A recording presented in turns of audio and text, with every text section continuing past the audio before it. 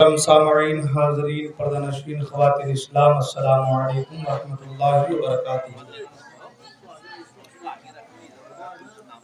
نحمده ونصلي على رسوله الكريم اما بعد فاعوذ باللہ من الشیطان الرجیم بفضلک بسم اللہ الرحمن الرحیم محمد رسول اللہ والذین معه اشداء علی الکفار رحماء بینہم تراهم ركعا سجدا يبتغون فضلا من الله ورضوانا سيماهم في وجوههم من اثر السجود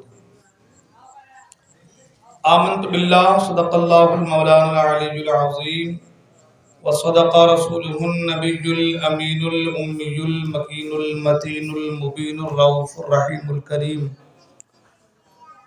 آئیے ہم اور آپ مل کر سب سے پہلے آقا نامدار مدنی تاجدار مکی سردار ہم غریبوں کے غمگسار سید ابرار و اخیار ہادی السبل ختم الرسل احمد مجتبی محمد عربی روح فدا صلی اللہ تعالی علیہ وسلم کی بارگاہ میں درود پاک نذران عقیدت پیش کریں اور پڑھیں بآواز بلند اللہم صلی علی سیدنا مولانا محمد معدن الجود والکرم وآلہ بارک وسلم صلی علیہ السلام علیہ یا رسول اللہ صلی اللہ تعالی علیہ وسلم منقبت امام حسین رضی اللہ تعالیٰ عنہ کے دو تین اشعار پیش کرنے کی سعادت حاصل کر رہا ہوں، توجہ کا طالب ہوں، توجہ کے ساتھ سماعت فرمائیں۔ نبی کے پیارے نواسے حسین زندہ ہے، نبی کے پیارے نواسے حسین زندہ ہے، نبی کے پیارے نواسے حسین زندہ ہے، نبی کے پیارے نواسے حسین زندہ ہے، نبی کی پیارے نواسے حسین زندہ ہے، علی و زہرا کے پیارے حسین زندہ ہے، علی و زہرا کے پیارے حسین زندہ ہے، نبی کے پیارے نواسے حسین زندہ ہے، اور زمانے بھر میں ہے چرچا حسین زندہ ہے، زمانے بھر میں ہے چرچا حسین زندہ ہے، زمانے بھر میں ہے چرچا حسین زندہ ہے، ہمیشہ لگتے ہیں نعرہ حسین زندہ ہے، ہمیشہ لگتے ہیں نعرہ حسین زندہ ہے، اور کہا یہ کس نے کہ آقا حسین ہے مردہ، کہا یہ کس نے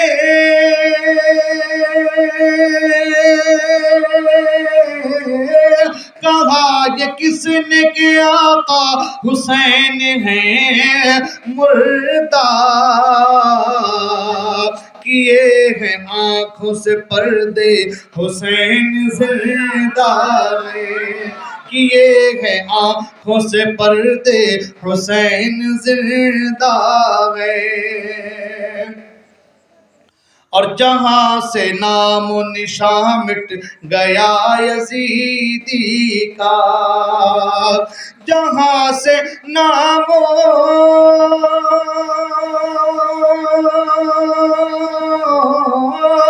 جہاں سے نام و نشان مٹ گیا یزیدی کا،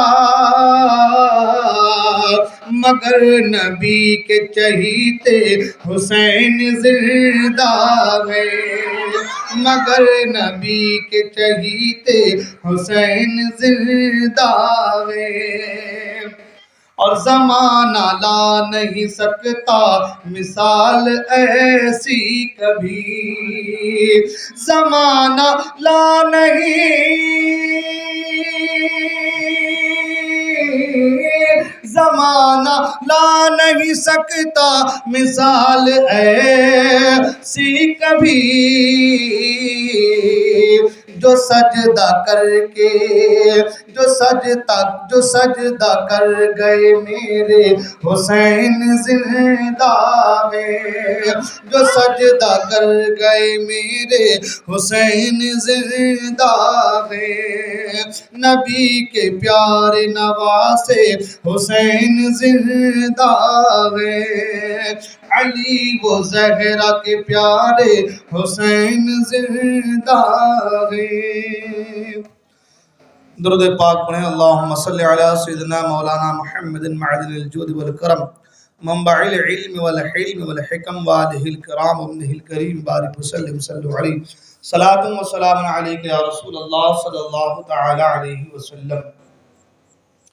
حضرات محترم، اللہ تبارک و تعالیٰ کی بارگاہ میں دعا ہے کہ اللہ تبارک و تعالیٰ ہم تمام کی حاضری کو اپنی بارگاہ میں قبول فرمائے اور اس کا بہتر سے بہتر بدلہ دنیا و آخرت میں عطا فرمائے۔ حضرات محترم، وقت بہت کم ہے اور کم وقت میں بہت ساری باتیں کرنی ہے۔ یوں سمجھ لیں کہ ان موضوعات کے لیے 1-2 گھنٹہ کچھ نہیں ہے، کافی وقت درکار ہے، مگر پرمیشن کا معاملہ، حالات اور پھر بارش کا موسم، تمام تر چیزوں کو مد نظر رکھتے ہوئے بس یوں سمجھ لیں کہ تمام تر چیزوں کو سمیٹ کر مختصر انداز میں آپ کے سامنے پیش کیا جا رہا ہے۔ اللہ تبارک و تعالیٰ قرآن مجید میں ارشاد فرماتا ہے، محمد الرسول اللہ، محمد صلی اللہ تعالی علیہ وسلم، کہیے صلی اللہ تعالی علیہ وسلم اللہ کے رسول ہیں۔ محمد صلی اللہ علیہ وسلم اللہ کے،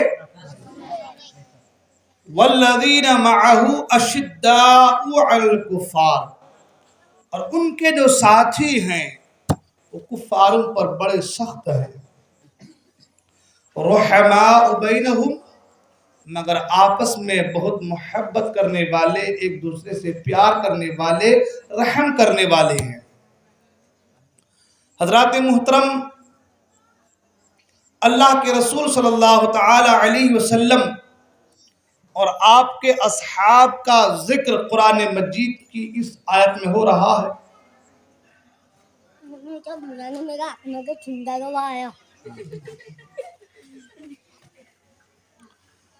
حضرات محترم، اللہ تبارک و تعالیٰ نے اپنے محبوب اعظم صلی اللہ تعالی علیہ وسلم کے صحابہ کا ذکر کیا تو اس انداز میں کیا کہ وہ ان کا طریقہ، طرز عمل غیروں کے ساتھ کیسا رہا، اپنوں کے ساتھ کیسا رہا، اس کا ذکر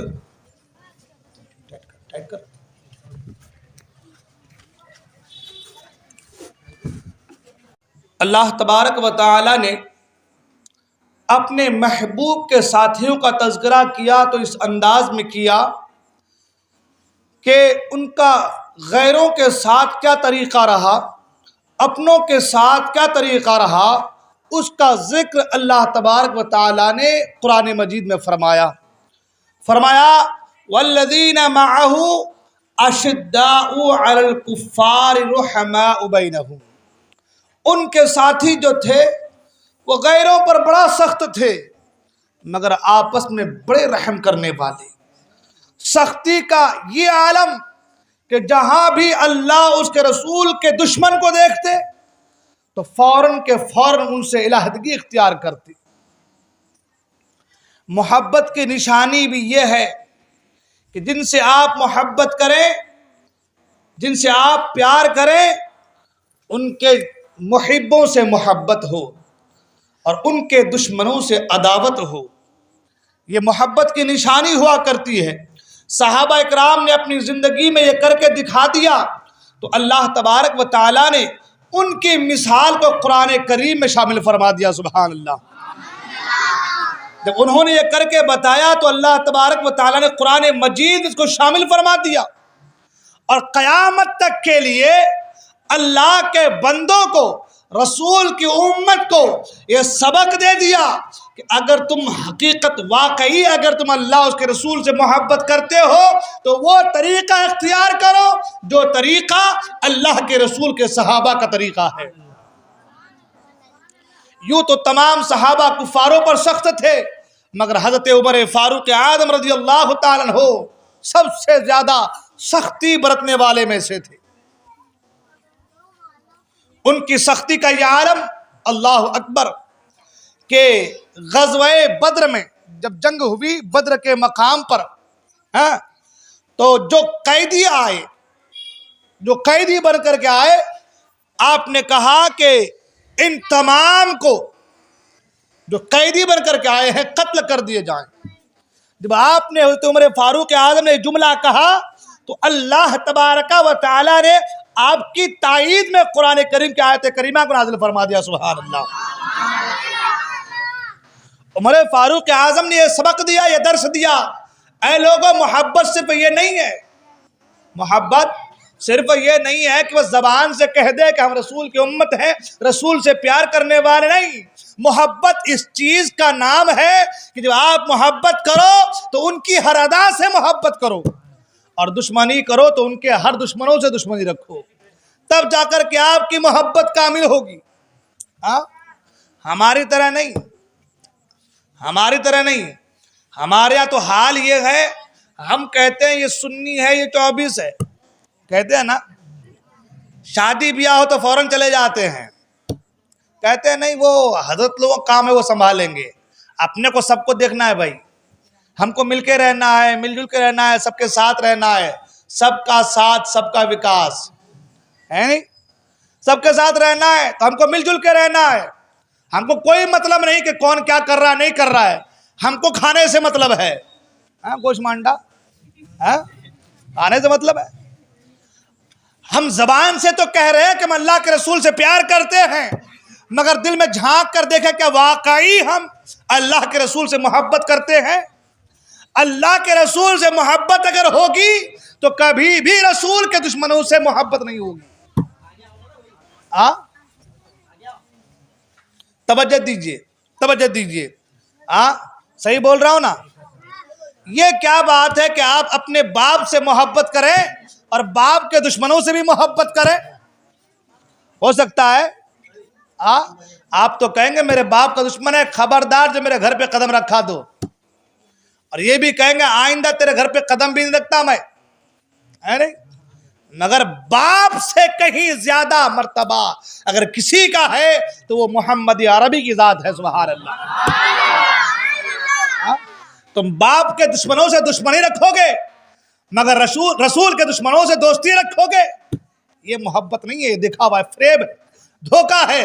قرآن کہتا ہے یخادعون اللہ والذین آمنوا وما یخدعون الا انفسهم، یہ لوگ اللہ کو، رسول کو، مسلمانوں کو دھوکہ دینا چاہتے ہیں۔ وما یخدعون الا انفسهم، یہ اللہ کو دھوکہ نہیں دے سکتے، رسول کو دھوکہ نہیں دے رہے ہیں، مسلمانوں کو دھوکہ نہیں دے رہے ہیں، قرآن کہتا ہے اپنی جان کو دھوکہ دے رہے ہیں، وہ اپنی جان کو دھوکہ دے رہے ہیں۔ صحیح ہے کہ نہیں ہے؟ اگر حقیقت محبت ہوتی ہے اللہ اس کے رسول سے تو کبھی بھی اللہ اس کے رسول سے دوستی، قرآن نے کہا لا تجد قوما یؤمنون باللہ والیوم الآخر یوادون من حاد اللہ ورسولہ ولو کانوا آباءہم او ابناءہم او اخوانہم او عشیرتہم اولئک کتب فی قلوبہم الایمان۔ اللہ فرماتا ہے قرآن مجید میں میرے محبوب یہ مومنوں کی قوم میں سے نہیں ہے، یہ مسلمانوں میں سے، ایمان والوں میں سے، کون مومنوں میں سے نہیں ہے؟ تو کہا لا تجد قوم یؤمنون باللہ والیوم الآخر، اللہ کو تو مانتے ہیں، آخرت کو بھی مانتے ہیں، یوادون من حاد اللہ ورسولہ، مگر اللہ کے رسول سے دوستی رکھتے، اللہ کے رسول کے دشمنوں سے دوستی رکھتے ہیں، تو قرآن نے کہا وہ ایمان والوں میں سے نہیں ہے، وہ ایمان والوں میں سے یہ میں نہیں کہتا، تو کوئی مجھے نہ کہے حضرت تم بولتے ہو، میں نہیں بولتا، اللہ کا قرآن بولتا ہے، جو قرآن مجید میں ہم وہ بیان کرتے ہیں۔ آگے قرآن نے کہا وَلَوْ كَانُوا آبَاءَهُمْ، اگر جو تمہارے باپ کیوں نہ ہو جائیں، باپ کیوں نہ ہو، غدار رسول ہے وہ آپ کا کبھی بھی دوست نہیں ہو سکتا، آپ کا اپنا نہیں ہو سکتا۔ او ابناءہم، تمہارے بیٹے کیوں نہ ہو جائے، او اخوانہم، تمہارے بھائی کیوں نہ ہو جائے، او عشیرتہم، تمہارے کنبے قبیلے والے کیوں نہ ہو جائے۔ آپ جب اللہ اس کے رسول کی محبت میں سب کو چھوڑیں گے تو قرآن آگے کہتا ہے اولئک کتب فی قلوبہم الایمان، اللہ تمہارے دلوں میں ایمان کی مہر لگا دے گا۔ تو اگر چاہتے ہو کہ ایمان کامل ہو، مضبوط ہو، تو اس ایمان کو مضبوط کرنے کے لیے سب سے پہلے اپنے عقیدے کو مضبوط کرنا ہوگا۔ اور یہ چیز اللہ کے رسول کے صحابہ نے کر کے بتایا، سبحان اللہ۔ عمر فاروق اعظم رضی اللہ تعالیٰ عنہ کے بارگاہ میں دو آدمی کا فیصلہ آپ نے بارہا سنا ہے۔ آیا ایک اپنے آپ کو مومن کہتا تھا، مسلمان کہتا تھا، اور یہودی تھا۔ فیصلہ کر دیجئے، فیصلہ، اے بچے بیٹھ جاؤ، کیا کہا فیصلہ کر دیجئے۔ اتنے میں یہودی نے کہہ دیا کہ حضور اس سے پہلے فیصلہ حضور فرما چکے ہیں، اس سے پہلے فیصلہ حضور، اور فیصلہ کن کے حق میں ہوا ہے؟ یہودی کے حق میں۔ کن کے حق میں؟ اسلام یہ نہیں دیکھتا کہ یہ کون ہے یہ کون ہے، اسلام یہ دیکھتا ہے کہ عدل کیا ہے، انصاف کیا ہے۔ اگر اسلام اپنے والوں کو دیکھتا تو جو بظاہر اپنے آپ کو مسلمان کہتا تھا ان کے حق میں فیصلہ کرتا، مگر حضور نے ان کے حق میں فیصلہ نہیں، یہودی کے حق میں فیصلہ کیا، اس لیے کہ وہ جو بظاہر اپنے آپ کو مسلمان کہتا تھا وہ غلطی پر تھا، وہ غلط تھا۔ حضور اکرم صلی اللہ علیہ وسلم فیصلہ کیسے غلط فرماتے؟ لیکن قرآن نے یہ کہا ہے یحکمونک فیما شجر بینہم، ایک جگہ یہ فرمایا کہ میرے محبوب یہ لوگ اس وقت تک مومن نہیں ہو سکتے جب تک کہ ہر کام میں آپ کو عادل نہ مان لے، انصاف کرنے والا نہ بنا لے۔ تو کہہ دیا کہ اس سے پہلے آپ کے نبی نے فیصلہ کر دیا ہے۔ تو بولے فاروق اعظم نے کہا فیصلہ ہو چکا ہے، سرکار نے فیصلہ کر دیا ہے، کہاں فیصلہ کر دیا ہے، مگر یہ جو ہے مسلمان جو کہتا اپنے آپ کو یہ ماننے کو تیار نہیں ہے، کہتا ہے کہ عمر سے فیصلہ کروائیں گے۔ عمر فاروق اعظم کہا رک جاؤ، کہا رک جاؤ، گئے گھر کے اندر تلوار نکالی اور سر کو تن سے جدا کر دیا، سر کو تن سے جدا کر دیا، اور فرما دیا کہ جو نبی کا فیصلہ نہ مانے، جو نبی کا فیصلہ نہ مانے اس کے ساتھ فیصلہ عمر کی تلوار کرتی ہے۔ ایک تو یہ فیصلے کی بات، اور ایک یہ بتا دیا کہ محبت رسول عمر کے سینے میں کتنا ہے، محبت رسول عمر کے سینے میں کتنا ہے یہ نہیں دیکھا، اس کا سنا نہیں کہ فیصلہ کیا ہوا تھا، کیا معاملہ تھا، کیا بات تھی، یہ نہیں سنا، صرف اتنا سنا کہ مصطفیٰ نے فیصلہ کر دیا ہے، سمجھ گئے مصطفیٰ نے جو فیصلہ کیا ہے وہ غلط نہیں ہو سکتا۔ محبت ایسی ہونی چاہیے، محبت جو ہے ایسی ہونی چاہیے، لیکن ہماری محبت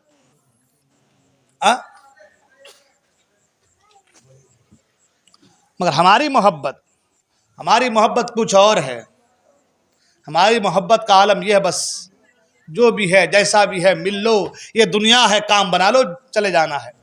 آج کام بن جائے گا میرے دوست، آج کام بن جائے گا تمہارا، لیکن قیامت کے میدان میں جب تمہیں رب کی بارگاہ میں حاضری دینی ہوگی، جب تمہاری پیشی ہوگی اور رب کی بارگاہ میں کھڑے ہو جاؤ گے، ام منکم الا واردھا، ہر ایک کو رب کی بارگاہ میں حاضر ہونا ہے، ہر ایک کو ایک بار رب کی بارگاہ میں حاضر ہونا ہے، اور حاضر ہونے کا انداز یہ کہ بیچ میں کوئی ربط نہیں، کوئی سہارا نہیں، کوئی وسیلہ نہیں، بالکل ڈائریکٹ رب کی بارگاہ میں حاضر ہونا ہے۔ تمہارے سارے کرتوت تمہارے نگاہوں کے سامنے ہو جائے گے، تم چھپا نہیں پاؤ گے، تم یہ نہیں کہہ پاؤ گے کہ یا اللہ میں نے ایسا نہیں کیا تھا۔ تمام کرتوت جس طریقے سے آج اینڈرائیڈ موبائل استعمال کرتے ہیں نا، اسکرین پر تمام چیزیں آ جاتی ہے، تمام چیزیں تمہاری اسکرین پہ آ جائیں گی، تمام کرتوت آ جائیں گے، تمہاری انا، تمہارا تکبر، تمہاری گھمنڈ، یہ وہابڑوں سنیوں کا میل جول، یہ تمام کے تمام تر تمہاری نگاہوں کے سامنے ہوگا، اس وقت کیا جواب دو گے رب کی بارگاہ میں؟ اس وقت کیا کہو گے رب کی بارگاہ میں؟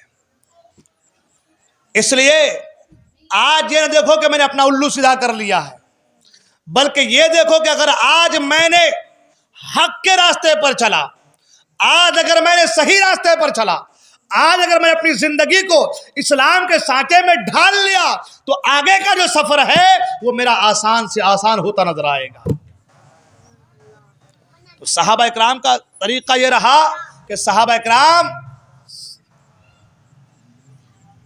غیروں پر سخت تھے مگر آپس میں رحم کرنے والے تھے، ایک دوسرے سے محبت کرنے والے تھے، اور محبت ایسی، اللہ اکبر، محبت ایسی کہ جہاں کسی کو تکلیف میں دیکھا، جہاں کسی کو تکلیف میں دیکھا تو اس کی تکلیف کو دور کرنے کے لیے فوراً آگے بڑھ جاتے تھے۔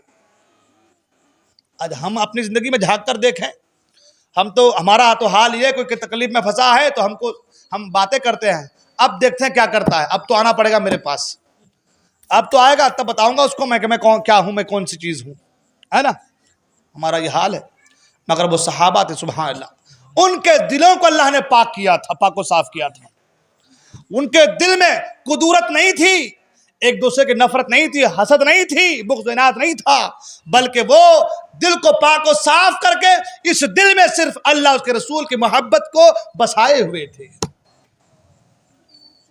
ایک دوسرے سے محبت کرنے والے، ادھر نیچے رکھ دو بھی، ایک دوسرے سے پیار کرنے والے، محبت کرنے والے تھے، اور ساتھ ہی ساتھ ایک طرف اللہ کے رسول کے ساتھی، دوسری بات یہ کفاروں پر سخت، تیسری بات یہ آپس میں رحم کرنے والے، اور چوتھی بات یہ قرآن کا تراہم رکعا سجدا یبتغون فضلا من اللہ ورضوانا، آپ ان کو دیکھیں گے کہ وہ رکوع کرتے نظر آئیں گے اور اللہ کا فضل تلاش کرتے نظر آئیں گے۔ عبادتوں کا حال یہ، اللہ اکبر، عبادتوں کا عالم یہ کہ جو نماز کا وقت آتا تو حضرت ابوبکر صدیق رضی اللہ تعالی عنہ فرمایا کرتے ہیں، لوگو اٹھو، گناہوں کی جو آگ تم نے جلا رکھی ہے اسے نماز ادا کر کے بجھا دیا کرو۔ اللہ، یہ ابوبکر صدیق کا عالم، ان کے رونے کا، اللہ کی یاد میں مستغرق رہنے کا، گریہ وزاری کرنے کا، آپ ان کو دیکھ لیں، عمر فاروق اعظم کو دیکھ لیں، عمر فاروق اعظم کو دیکھ لیں، یا آپ دیگر صحابہ اکرام کو دیکھیں، جب خوف خدا سے لرزتے روتے تو آنکھوں سے آنسو اس قدر بہتا کہ داڑھی مبارک تر ہو جاتی، اللہ اکبر، چہرے زرد پڑ جاتے، جسم کانپنے لگتا خوف خدا سے۔ حضرت عمر فاروق اعظم ایک بار خوف خدا سے رو رہے ہیں اور تنکے کو اٹھا کر کہتے ہیں، کاش عمر یہ تنکا ہوتا، اس سے کوئی سوال نہ ہوتا۔ اللہ، جو لوگ جن کے تعلق سے قرآن کہہ رہا ہے رضی اللہ عنہم ورضوا عنہ، اللہ ان سے راضی ہے، قرآن نے کہا، جن کے تعلق سے قرآن نے کہا کہ اللہ ان سے راضی ہے، ان کے رونے کا یہ عالم، ان کے خوف کا یہ عالم، ان کی خشیت کا یہ عالم، اور جو صبح سے لے کر شام تک گناہوں میں گزر بسر کر رہا ہے ان کو کوئی فکر ہی نہیں کہ نہ جانے کیا ہوگا ہمارے ساتھ۔ بات بڑی لمبی ہو گئی، آج گفتگو کرنی صحابہ کرام کے حوالے سے، کل میں نے شیخین کریمین حضرت ابوبکر صدیق عمر کے بارے میں گفتگو کی، آج تھوڑی دیر عثمان غنی کے حوالے گفتگو کرتے ہیں۔ میں نے کہا صحابہ اکرام، سبحان اللہ،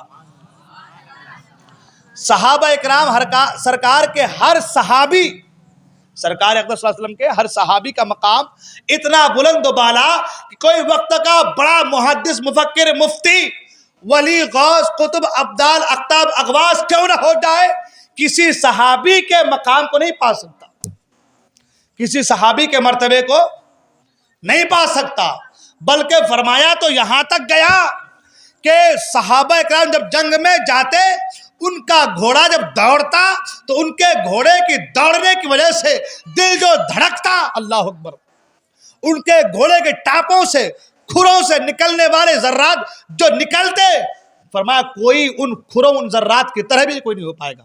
ہنسنا مت، یہاں پہ نہیں سننا، چلے جانا، ہنسنا مت۔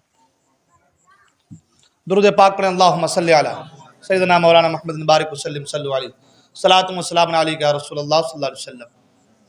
ماحول کو بگاڑ دے، سمجھ میں کہ ذکر شہدائے کربلا ہے، ہاں کوئی معمولی بات ہے، کوئی معمولی مجلس ہے، ہم مرثیہ خوانی کر رہے ہیں؟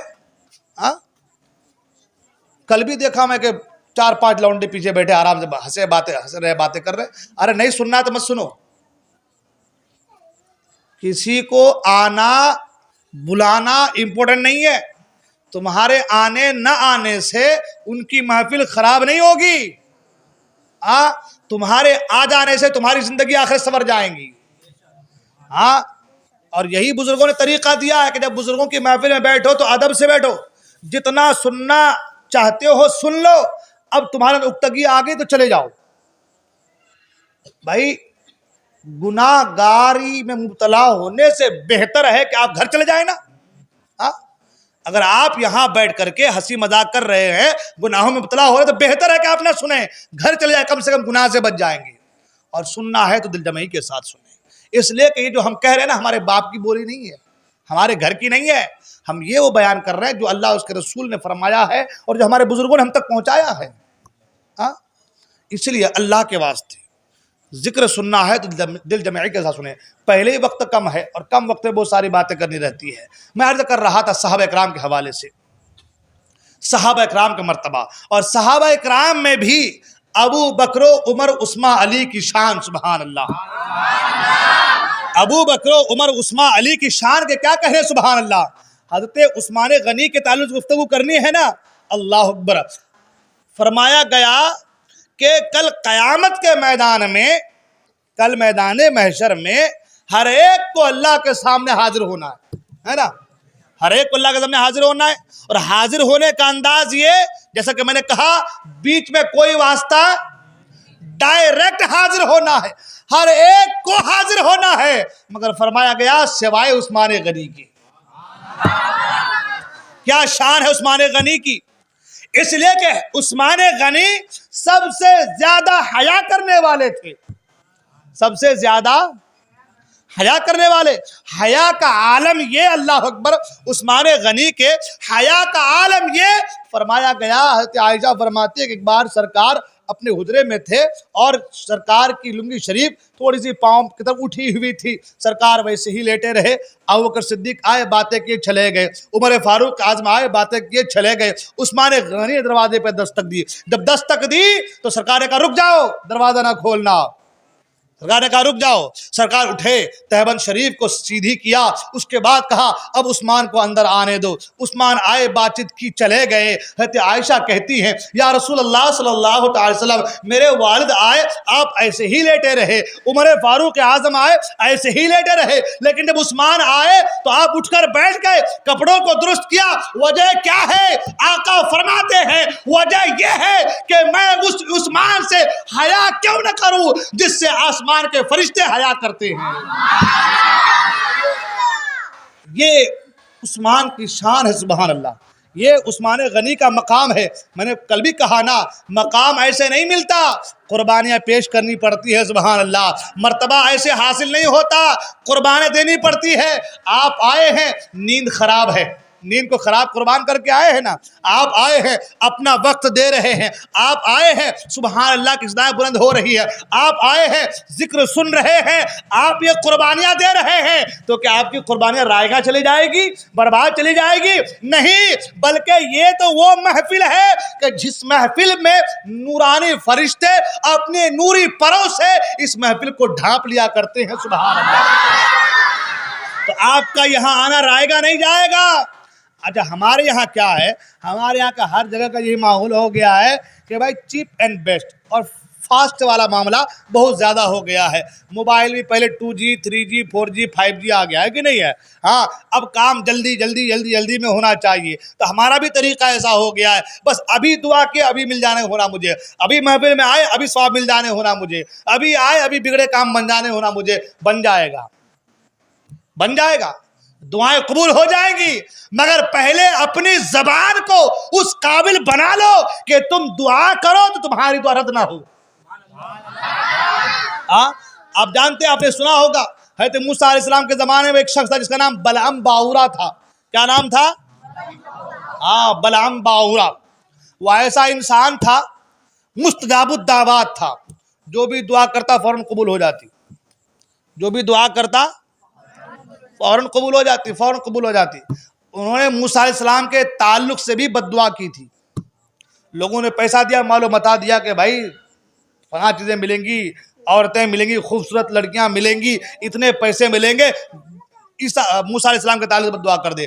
مگر کرنا یہ ہوا کہ وہ جو بھی کہتا وہ زبان الٹی ان کے طرف ہی جاتی، زبان پلٹتی نہیں تھی. وہ موسیٰ علیہ السلام کا نام لینا چاہتا، اسی کا نام آ رہا تھا. تو وہ موسیٰ علیہ السلام کے تعلق سے کہہ رہا تھا، مگر وہ ساری دعا ان کے اوپر ہی پڑ گئی. اور فرمایا یہ بھی گیا کہ کل جو ہے میدان محشر میں کل قیامت کے دن جب لوگ جنت میں جائیں گے تو وہ کتا جو اصحاب کہف کا ہے وہ بلعام باورا کی شکل میں، انسانی شکل میں جنت میں جائے گا، اور یہ کتے کی شکل میں جہنم میں جائے گا.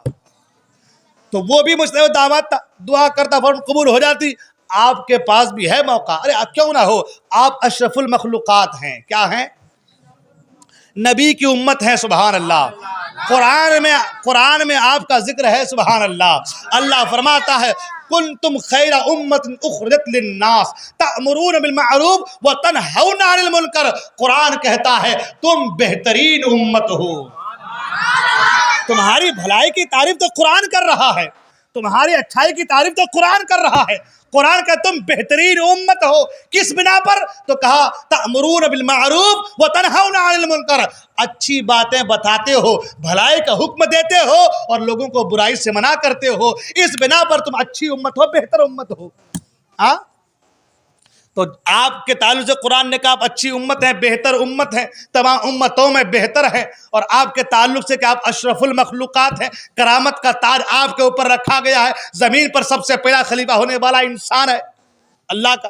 اتنی ساری چیزیں ہیں اور دعا کرو تو قبول نہ ہو. اور دعا کے تعلق سے فرمایا کہ مستدرک میں حدیث پاک ہے، اللہ کے رسول فرماتے ہیں کہ اللہ تبارک و تعالیٰ کو سب سے زیادہ بندے کا اللہ کی بارگاہ میں دعا کرنا یہ اللہ کو بڑا محبوب پسندیدہ ہے.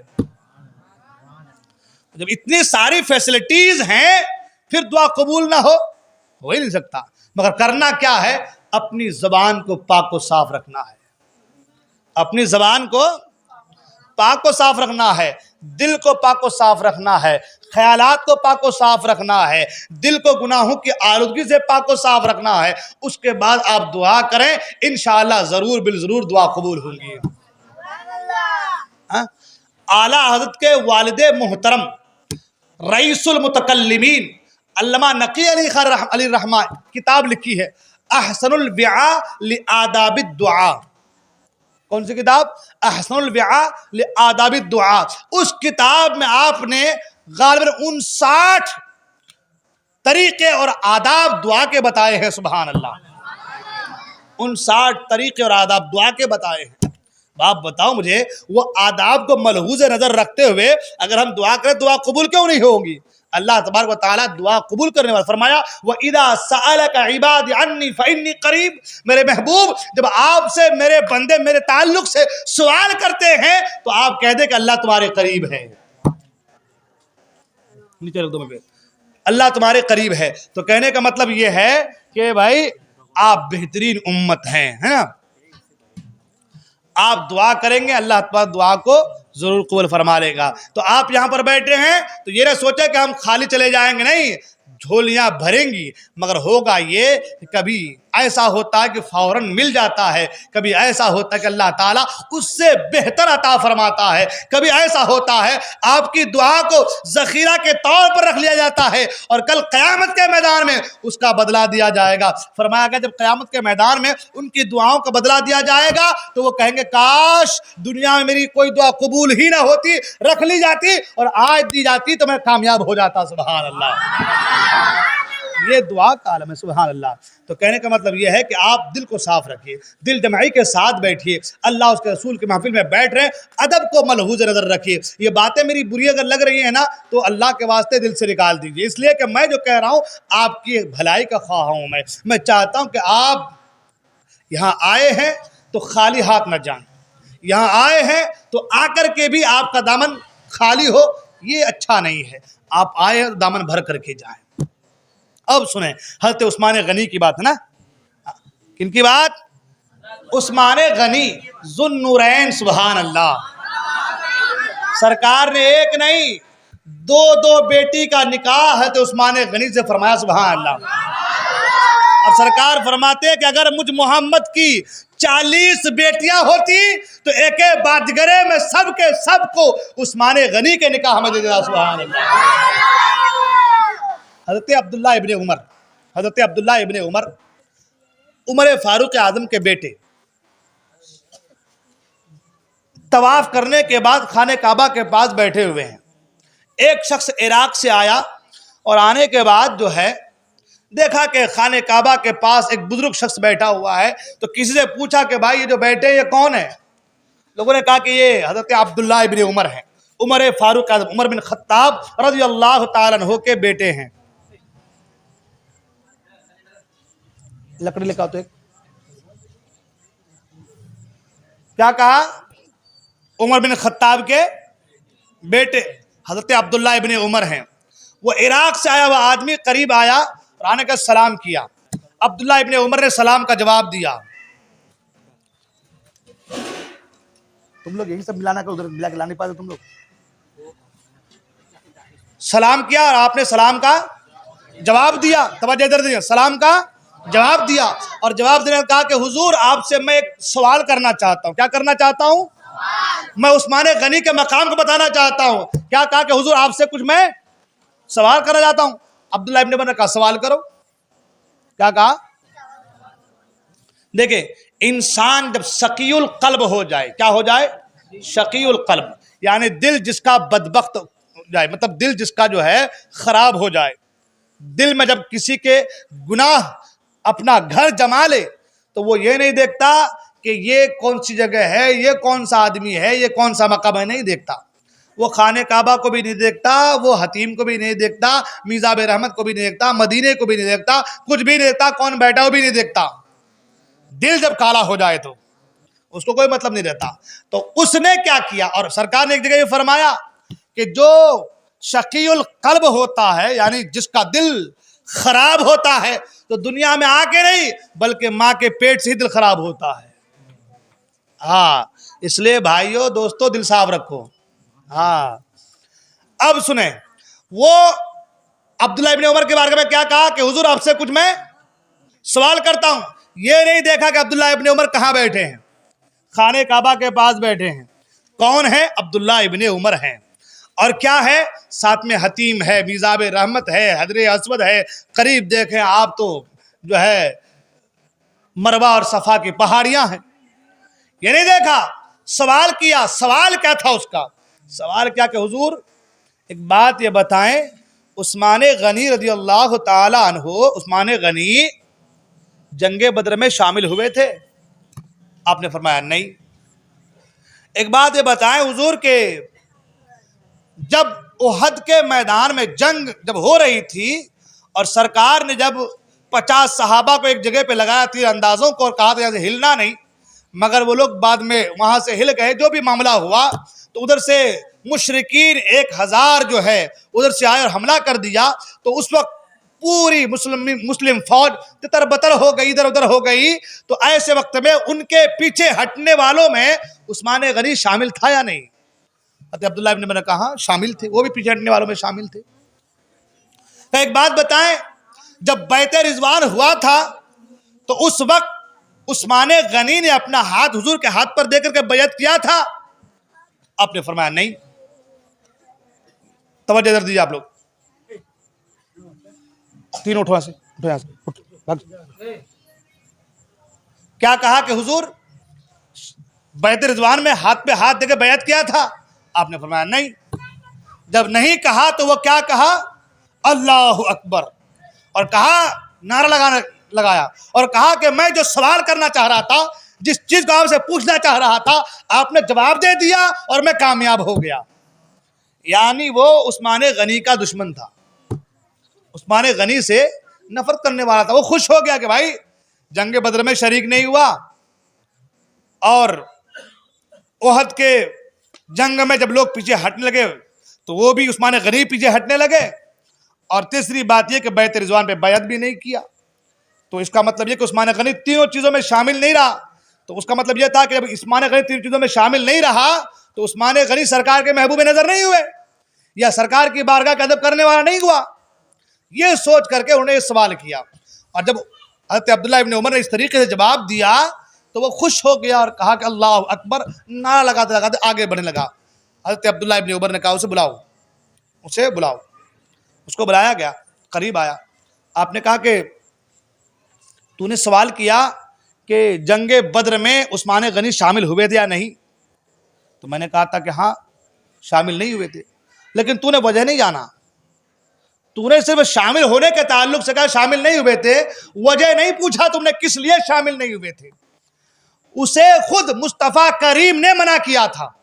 عثمان غنی کو خود مصطفیٰ کریم نے کہا تھا کہ اے عثمان غنی، میری بیٹی رقیہ بیمار ہے.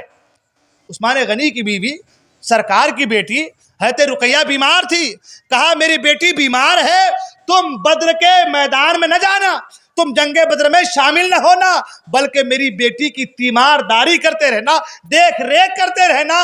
اللہ تعالیٰ تمہیں جنگ بدر میں شامل ہونے والے فوجیوں کا ثواب عطا فرمائے گا.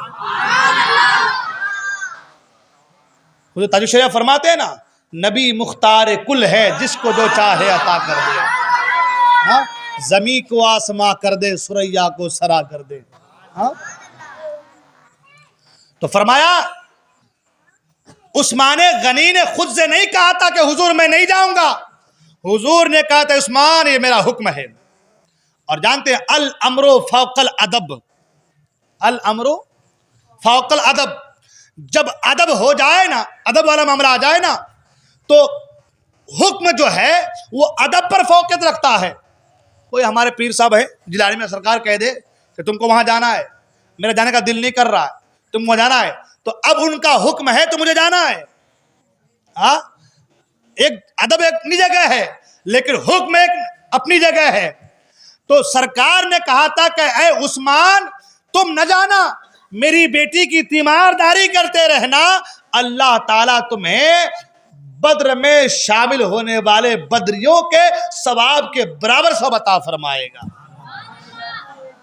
اور دوسری چیز تو نے کہا کہ احد کے میدان میں جب مسلم فوج ادھر ادھر ہو گئی تھی تو پیچھے ہٹنے والے عثمان غنی بھی شامل تھے. ارے بے شک تو نے کہا تو سن، شامل تو تھے، لیکن کیا تم نے یہ نہیں کہا، یہ نہیں پڑھا قرآن مجید میں کہ اللہ نے فرمایا کہ جتنے بھی لوگ پیچھے ہٹنے والے تھے اللہ نے سب کو معاف فرما دیا ہے. تم نے قرآن مجید کی آیت کریمہ کو نہیں پڑھا؟ ارے صحابہ اکرام سے اگر کوئی ایسی لغزش ہوئی بھی ہے تو اللہ تعالیٰ نے معاف فرما دیا ہے، اور قرآن میں ذکر فرما دیا ہے رضی اللہ عنہم ورضوا عنہ، اللہ ان سے راضی ہے جن سے اللہ راضی ہو جائے. اب اسے دنیا والوں کی کیا فکر ہے، اس کی کیا فکر ہے، اس کے تعلق سے کیا فکر ہے. اور تیسری چیز تو نے کہا بیعت رضوان میں عثمان غنی نے سرکار کے ہاتھ پر بیعت کیا تھا یا نہیں؟ آپ نے وہ واقعہ سنا ہوگا، صلح حدیبیہ کے موقع پر سرکار نے اپنا وفد بنا کر کے حضرت عثمان غنی کو مکہ مکرمہ بھیجا. حضرت عبداللہ ابن عمر کہتے سن، بہت سارے صحابہ تھے مگر تمام صحابہ میں میرے مصطفیٰ نے چنا تو عثمان غنی کو چنا. سبحان اللہ. اور چننے کی بہت سارے وجوہات چننے کے بہت سارے وجوہات. آپ مکہ مکرمہ کے لوگوں میں بڑے رئیس بھی تھے، سب پر آپ کا دبدبہ بھی تھا، اور آپ سب کی نگاہ میں محبوب بھی تھے. اس لیے سرکار نے بھیجا تو عثمان غنی کو بھیجا. سبحان اللہ. کس کو بھیجا؟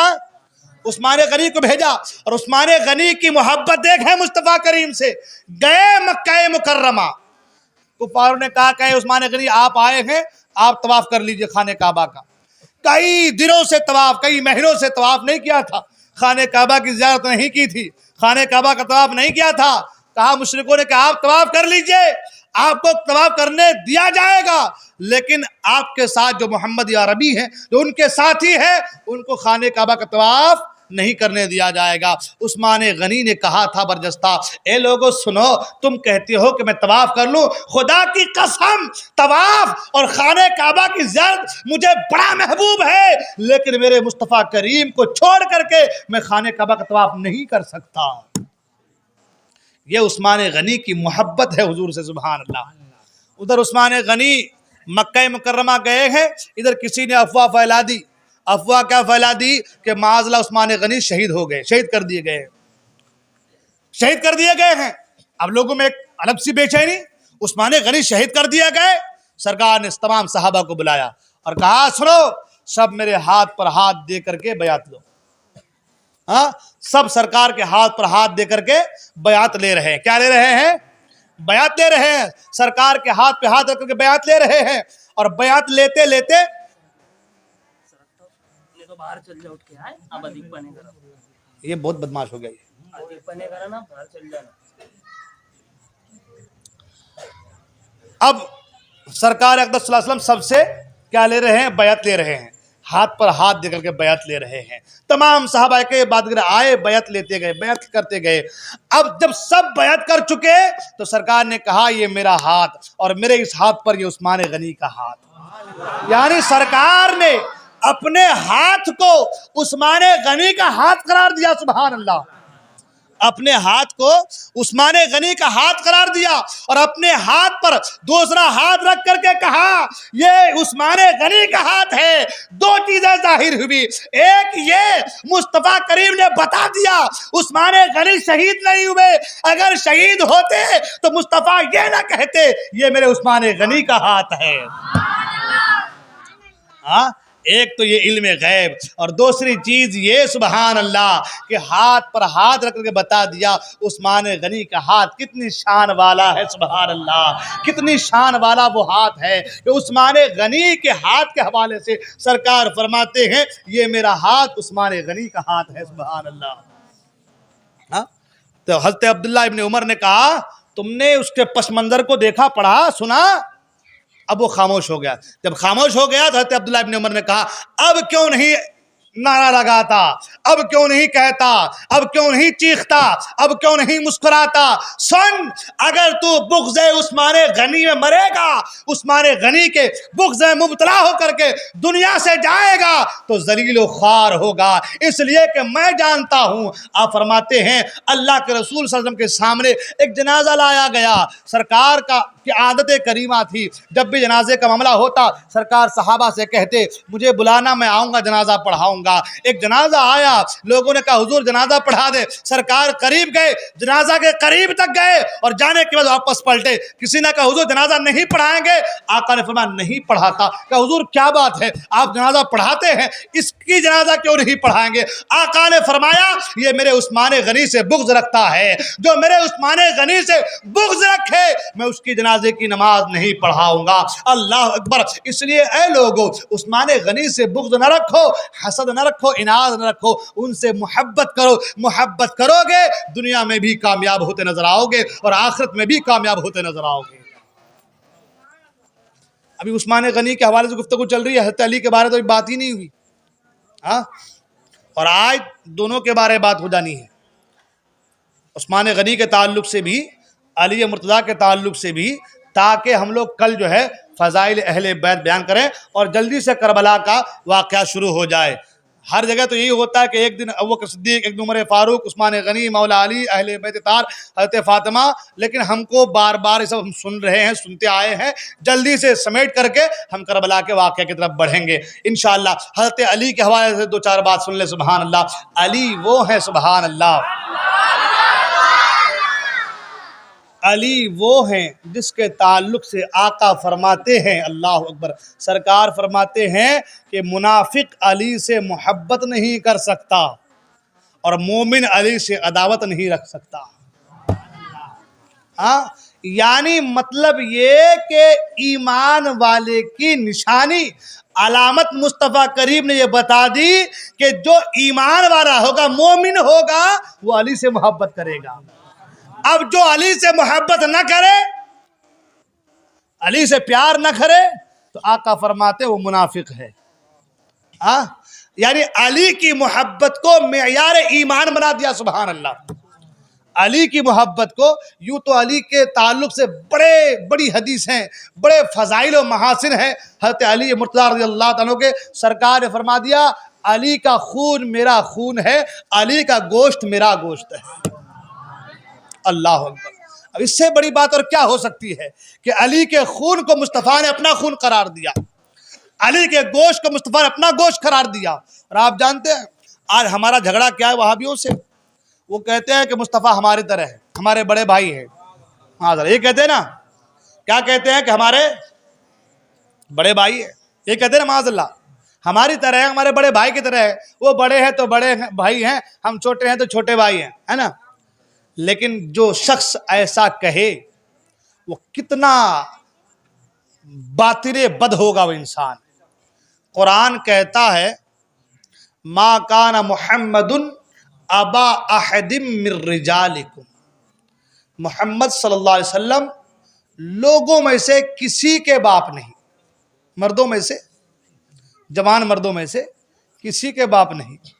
بھائی تو چھوڑ دیجئے, ہاں بھائی تو بات کی بات ہے نا, پہلے تو باپ ہے نا پھر بھائی ہے نا, کہ پہلے بھائی ہے پھر باپ ہے. ہاں اور دنیا سے آئیں گے پھر آپ کا بھائی آئے گا تو بھائی بنیں گے نا. ہاں مگر باپ تو دنیا میں لانے والا ہے نا. قرآن نے کیا کہا تم میں سے کسی کے باپ نہیں. اس پہ بھی گفتگو کرو, بڑی لمبی گفتگو چلی جائے گی, ہے نا. میں وہ ادھر جانا نہیں چاہتا, بہت بات ہو جائے گی کیونکہ 11:15 بج رہے ہیں. تو اگر کوئی مصطفیٰ کریم کو بھائی کہے وہ کتنا بڑا خبیث الدہر انسان ہوگا. ہاں مصطفیٰ کریم صلی اللہ علیہ وسلم کو صحابہ اکرام نے ہمیشہ یا رسول اللہ کے لقب سے یاد کیا. سبحان اللہ, یا رسول اللہ کہہ کے یاد فرمایا ہے. آپ جانتے ہیں ادب مصطفیٰ کیا ہے؟ حضرت عباس رضی اللہ تعالیٰ سرکار کے چچا ہیں. حضرت عباس رضی اللہ تعالیٰ سرکار کے چچا ہیں. کسی نے پوچھا کہ عباس آپ بڑے ہیں یا حضور بڑے ہیں؟ اے عباس کون بڑے ہیں, آپ بڑے ہیں یا حضور بڑے ہیں؟ تو عباس کیا کہتے ہیں, سنیں سبحان اللہ, تو عباس کہتے ہیں بڑے تو حضور ہیں. کیا فرماتے کہ بڑے تو حضور ہیں مگر پیدا میں پہلے ہو گیا ہوں. سبحان اللہ. ہم سے اور کوئی کہتے بھائی تم بڑے ہو کہ وہ بڑا ہے, تم کہتے میں بڑا ہوں پہلے پیدا ہوں, میں بڑا ہوں بھائی, وہ میرا چھوٹا ہے 1 سال کا 2 سال کا ہے, کہتے نہیں کہتے ہیں. مگر عباس رضی اللہ تعالیٰ عنہ پیدا پہلے ہوئے ہیں. دنیا جانتی ہے جو پہلے پیدا ہو وہ بڑا ہوتا ہے. لیکن پوچھا گیا چچا عباس سے, اے عباس آپ بڑے ہیں یا مصطفیٰ بڑے ہیں؟ تو آپ فرماتے ہیں بڑے تو وہی ہیں مگر پیدا میں پہلے ہو گیا ہوں. یہ ادب تھا صحابہ کا. سبحان اللہ. ہاں اچھا اگر حضرت عباس کہہ دیتے کہ میں بڑا ہوں تو کیا ہو جاتا, کچھ ہو جاتا. ہاں چچا ہیں آپ, سرکار کے چچا ہیں نا, اگر کہہ دے میں بڑا ہوں, میں چچا ہوں, میں بڑا ہوں, تو کچھ بات ہو جاتی کیا؟ مگر نہیں, ادب سکھایا صحابہ نے. حضرت عباس نے ادب بتایا اگرچہ میں پہلے پیدا ہوا ہوں لیکن ان کے سامنے میں بڑا نہیں ہوں, اس لیے کہ میں عام ہوں وہ خاص ہے, میں امت ہوں وہ نبی ہے. تو کوئی بھی امتی کبھی بھی نبی سے بڑا نہیں ہو سکتا. اور یہ طریقہ کس نے دیا؟ یہ طریقہ صحابہ نے دیا. سبحان اللہ. اور صحابہ میں بھی سرکار کے چچا نے دیا. سبحان اللہ. سرکار کے گھر والوں نے دیا. سبحان اللہ. اب اگر کوئی کہہ دے کہ میرے بڑے بھائی کی طرح ہیں تو نادان, تو نے صحابہ کے نقش قدم کو سنا دیکھا کہاں سے, کہاں تو نے صحابہ کی زندگی کا مطالعہ کہاں کیا؟ اب دیکھیں پوائنٹ والی بات, سرکار نے حضرت علی کے تعلق سے کہا, کیا کہا؟ انت اخی فی الدنیا والآخرہ. فرمایا اے علی تو دنیا میں بھی اور آخرت میں بھی میرا بھائی ہے. کیا کہا؟ اے علی تو دنیا میں بھی اور آخرت میں بھی میرا بھائی ہے. سرکار نے خود کہا علی تو میرا بھائی ہے. کیا کہا؟ علی میرا بھائی ہے. اور بھائی بھی تھے, جائیداد بھائی تھے نا. حضرت علی جو ہے ابو طالب کے بیٹے ہے نا, علی ابی طالب ہے نا, ابی طالب کے بیٹے, اور سرکار جو ہے عبداللہ کے بیٹے ہے نا, بھائی تھے جائیداد. سرکار نے کیا فرمایا کہ اے علی تو میرا بھائی ہے, دنیا و آخرت میں میرا بھائی ہے, مگر ساری زندگی علی نے کبھی مصطفیٰ کو بھائی نہیں کہا. سرکار نے کہا کہ تو میرا بھائی ہے دنیا میں بھی اور آخرت میں بھی. جسے مصطفیٰ بھائی کہہ رہے ہیں وہ کہہ رہے ہیں یا رسول اللہ. وہ کیا کہہ رہے ہیں؟ یا رسول اللہ. کیا کہہ رہے؟ فدا کا امی و ابی یا رسول اللہ. جسے سرکار بھائی کہہ رہے ہیں ان کا ادب دیکھے وہ ہمیشہ یا رسول اللہ کہتے نظر آئے. اور جو نہ ادھر کا ہے نہ ادھر کا ہے وہ کہہ رہے معاذ اللہ ہماری طرح میرے بڑے بھائی کی طرح ہے. یہ جو بڑے ہوتے ہیں نا ان کا مقام بھی بڑا ہوتا ہے تو ان کے انداز بھی بڑے نرالے ہوتے ہیں. سبحان اللہ. علی مرتضیٰ رضی اللہ تعالیٰ عنہ کے تعلق سے گفتگو کرنے کے لیے یہ 2-4 گھنٹے کچھ نہیں ہے, بہت سارا وقت درکار ہے. میں کئی سالوں سے بول رہا ہوں مگر مجھے اب بھی لگ رہا ہے کہ بہت سارے واقعات ایسے آ رہے ہیں کہ نئے میرے سامنے. تو ان کے لیے جو ہے 1, 2, 5, 10 منٹ آدھا گھنٹہ کچھ نہیں ہے, بہت سارا وقت درکار چاہیے. حضرت علی رضی اللہ تعالیٰ عنہ علم میں بھی بے مثال تھے. سبحان اللہ. عمل میں بھی بے مثال. سبحان اللہ. کرامتوں کی بھی کیا کہنے. سبحان اللہ. سخاوت کے کیا کہنے. سبحان اللہ. عبادت کے کیا کہنے. سبحان اللہ. علم کے کیا کہنے. سبحان اللہ. حلم کے کیا کہنے. سبحان اللہ. بردباری کے کیا کہنے. سبحان اللہ. آپ جس فیلڈ میں دیکھ لیں علی ایک آنا نظر آتے ہیں. سبحان اللہ. علی بے مثال نظر آتے ہیں. سبحان اللہ. آپ نے بارہا حضرت علی کے علم کے حوالے سے سنا ہے. سرکار نے فرمایا ہے انا مدینۃ العلم وعلی بابھا. میں علم کا شہر ہوں, علی اس کے دروازے ہیں. آپ نے بارہا علی کے علم کے تعلق سنا ہے. سنیں حضرت علی کی شان کیا ہے. سبحان اللہ. کرامتوں کا ذکر ابھی اس کے وقت نہیں ہے. انشاءاللہ زندگی نے وفا کی, کل انشاءاللہ ہوا تو 1-2 کرامت حضرت علی کے بارے میں مختصر طور پر, کیونکہ کل اہل بیت کے تعلق سے گفتگو ہوں گی تو بیان کر دوں گا انشاءاللہ. ساتھ ہی ساتھ لگے ہاتھ 1-2 واقعہ جو 1-2 کرامت بیان کروں گا. ایک چیز حضرت علی رضی اللہ تعالیٰ کے حوالے سے ہے کہ حضرت علی گھوڑے کے رکاب پر پاؤں رکھتے. گھوڑے پر بیٹھتے ہیں نا تو پہلے رکاب پر پاؤں رکھتے ہیں نا, پھر دوسرا پاؤں لے جا کر دوسرے رکاب پہ رکھتے ہیں. حضرت علی کی شان یہ کہ گھوڑے کے پہلے رکاب پر پاؤں رکھتے, اس کا دوسرے رکاب پر پہنچتے پہنچتے پاؤں کو رکھتے رکھتے پورے قرآن کی تلاوت کر لیتے تھے. سبحان اللہ. اب عقلیں تو حیران ہے ہماری. یہاں نماز میں فجر کی ہم 20 آیتیں پڑھتے تو 15 منٹ ہو جاتے ہیں. گھوڑے کے ایک رکاب سے دوسرے رکاب میں پاؤں رکھنے میں کتنا ٹائم لگے گا؟ 1 منٹ, آدھا منٹ, زیادہ کر لیں 2 منٹ, 5 منٹ, 10 منٹ. پورا قرآن پڑھنے میں 10 منٹ لگ جائے گا. 10 منٹ میں پورا قرآن ہو جائے گا. ہمارے یہاں قرآن خوانی ہوتی ہے تو آدمی پڑھتے ہیں, ہم لوگ تو بھائی پاؤ پارا بھی پڑھتے نہیں ہے کہ 10 منٹ ہو جاتا ہے. صحیح ہے نا. حضرت علی کی شان سبحان اللہ. ایک رکاب پر پاؤں رکھے, دوسرے رکاب پر پاؤں رکھتے رکھتے پورے قرآن کی تلاوت کر لیتے. سبحان اللہ. ارے جب علی کی یہ شان ہے تو نبی کا مقام کیا ہوگا. سبحان اللہ. وہ جو کربلا میں آئے تھے نا وہ بھی تو علی کے لال تھے نا. سبحان اللہ. باپ کے خصوصیات بیٹے میں آتے کہ نہیں آتے ہیں؟ باپ کے معاملات بیٹے میں آتے کہ نہیں آتے ہیں؟ اور بیٹے کے معاملات پوتے میں آتے ہیں. سبحان اللہ.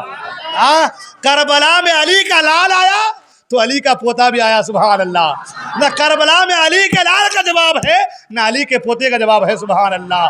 ننا علی اصغر اپنے حلقوں میں تیر کھا کے بتا دیتے ہیں کہ ہماری جو شان ہے وہ سب سے اعلیٰ شان ہے. سبحان اللہ. ہمارا جو مرتبہ ہے, ہمارا جو طریقہ ہے, ہمارا جو رویہ ہے وہ سب سے اعلیٰ ہے. سبحان اللہ. کبھی شیر خوار اپنے گلے میں اپنے حلقوں میں تیر لگا کر کے دنیا والوں کو بتا دیتے ہیں نہ ہم جوانی میں تیروں سے ڈرتے ہیں نہ ہم بچپنے میں تیروں سے ڈرنے والے لوگ. یہ علی کا گھرانہ ہے. سبحان اللہ. وقت کافی ہو چلا ہے, انشاءاللہ کل گفتگو ہوں گی. پھر ٹھیک ہے انشاءاللہ کل گفتگو ہوں گی. بولنے میں کوئی غلطی ہو گئی ہو میں توبہ کرتا ہوں, آپ بھی میرے ساتھ مل کر توبہ کر لیں. پڑھیں استغفر اللہ ربی من کل ذنب خطیئۃ واتوب الیہ لا الہ الا اللہ محمد رسول اللہ صلی اللہ تعالی علیہ وسلم.